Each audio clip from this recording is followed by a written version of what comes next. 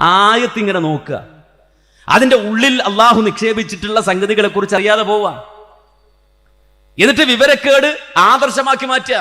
അല്ലേ? ബുഖാരിയിലെ ഹദീസ് തള്ളാൻ ചില ആളുകൾ കൊണ്ടുവരുന്ന ആയത്തേതാ?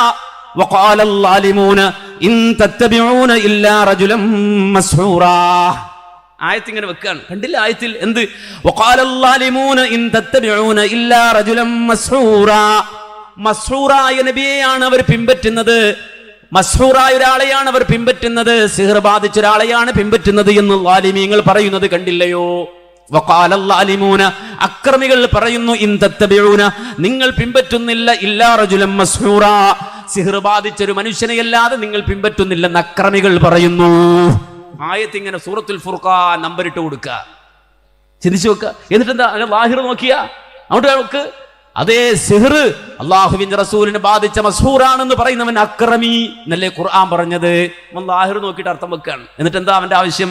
ഇമാം ബുഖാരി പറഞ്ഞ ഹദീസ് അത് സ്വീകരിക്കാൻ പറ്റൂല, ഇമാം മുസ്ലിം പറഞ്ഞ ഹദീസ് സ്വീകരിക്കാൻ പറ്റൂല, എന്നാൽ മുത്തഫഖുൻ അലൈഹിയായ ഹദീസിൽ സ്വീകരിക്കാൻ പറ്റാത്ത ഹദീസ് ഉണ്ട് എന്നൊന്ന് എഴുതി തരാമോ? അതിന് ഞങ്ങളില്ല, അതിനുള്ള നട്ടലില്ല. അങ്ങനെ എഴുതി തന്ന മുസ്ലിം ലോകം വിലയിരുത്തും. മുത്തഫഖുൻ അലൈഹിയായ ഹദീസിൽ അസ്വീകാര്യമായ ഹദീസ് ഉണ്ട് എന്ന് എഴുതി തരാൻ ധൈര്യമുള്ളവനുണ്ടെങ്കിൽ എഴുതി പ്രഖ്യാപിക്കൂ, അവന്റെ സംഘടനയുടെ അഡ്രസ് വെച്ചതെന്ന് പ്രസിദ്ധീകരിക്കൂ. മുത്തഫഖുൻ അലൈഹിയായ ഹദീസുകളിൽ അസ്വീകാര്യമായ ഖുർആനിനെതിരായ ഹദീസ് ഉണ്ട് എന്ന് സ്വന്തം അഡ്രസ് വെച്ചെന്ന് പ്രസിദ്ധീകരിക്കൂ. മുസ്ലിം ലോകം പിന്നെ വിധി പറഞ്ഞു തരും. മനസ്സിലാക്കണം.